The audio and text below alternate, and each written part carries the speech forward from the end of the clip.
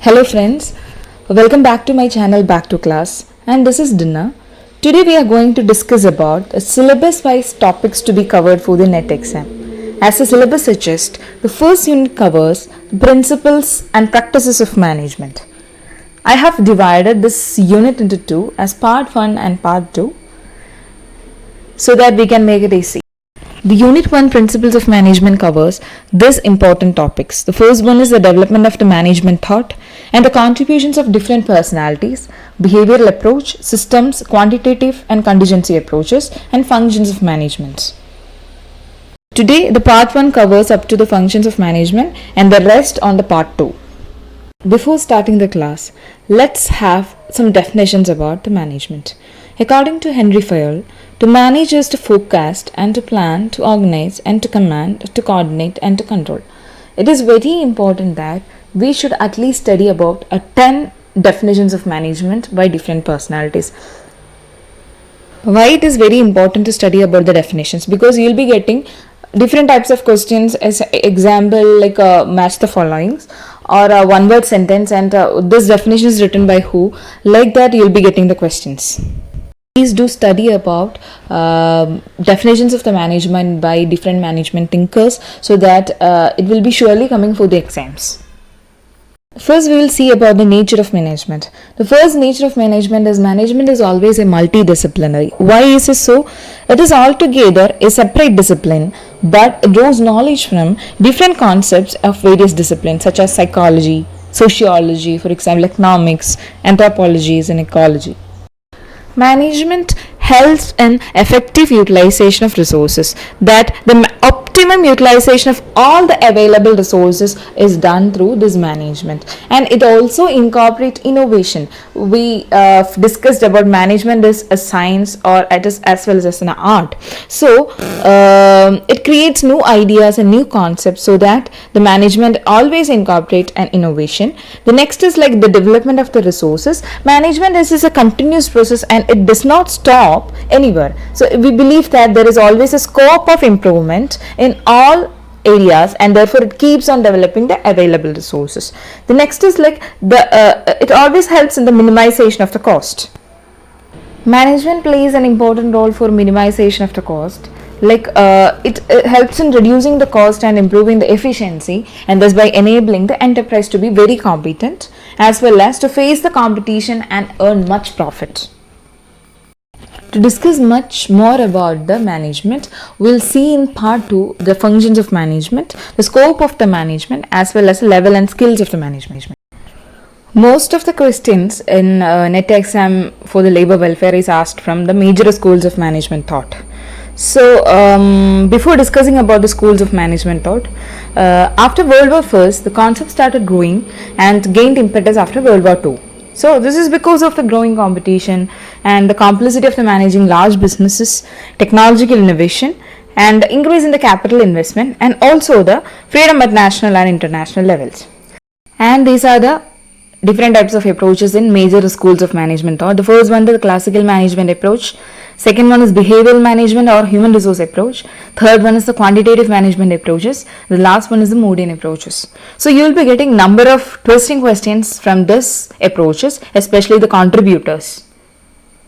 First, we are going to discuss about the classical approaches to management. There are different types of classical approaches: scientific management, administrative principles, bureaucratic organization. The first, we are going to see about what is the scientific management.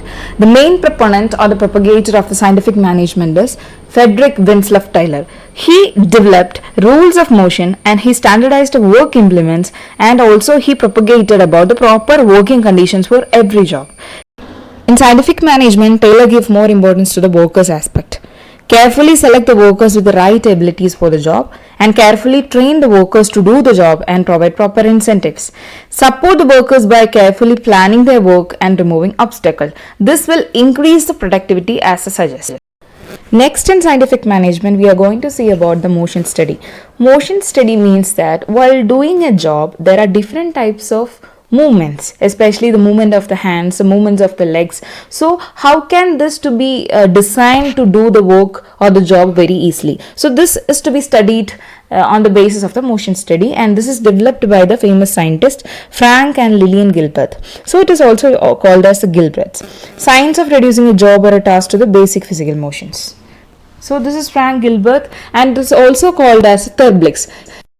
Therblics in the sense the number of motions in a job. So Frank Gilbert have given more importance to the study of therblics. We are going to discuss about Henry Gantt. Gantt always wanted to improve the efficiency of the workers. For that, he have introduced the bonus as well as the incentives to the workers so that they can improve their efficiency level. For that, he have designed a Gantt plan too. So this is very important study about it is a graphical representation of the patterns. Next, we are going to see about the administrative management. Henry Fayol is called as the father of administrative management. He was a French mining engineer and director of mines who developed a general theory about the business administration. He was the most influential contributor to the modern concept of the management, and he proposed 5 primary functions of the management, example like planning, organizing, controlling, directing, and coordinating. And he also proposed the 14 principles of management. 14 principles include the first one is division of work, authority and responsibility, discipline, unity of command, unity of direction, subordination of the individual interest to the general interest, remuneration, centralization, scalar chain, order, equity, stability of the tender of the person, initiative, aspirative crops. So this 14 principles of Fayol is very important for the exam so that it can be asked from any site, because there will be a comparison of Taylor and as well as the Fayol too. Next, we are going to discuss about the Mary Parker Follett. She have focused more on groups and human cooperation. So human cooperation will increase the efficiency of the groups in the organization levels. So groups are the mechanisms through which individuals could combine their talents for the greater good. Next, we are going to discuss about the forward-looking management insights, where employee ownership creates a sense of collective responsibility, and business problems involves variety of interrelated idle factors. Private profits relate to the public good. So this all focus is given by the Mary Parker Follett and the administrative principles. Next, in classical management, we are going to see about the bureaucratic organization, and this is proposed by Max Weber. It is an ideal, intentionally rational and very efficient form of organization based on the principle of logic, order and legitimate authority. And these are the characteristics of a bureaucratic organization, where we can see a clear division of labor and clear hierarchy of the authority. Especially it always have a formal rules, patterns and procedures, impersonality and career based on the merit. The next is the possible disadvantages of a bureaucracy. As we see, advantages include the excessive paperwork, especially the red tapeism, and slowness in handling the problems, rigidity in the face of the shifting needs, resistance to change, especially the employee apathy. So going further, we are going to see about behavioral management approaches include.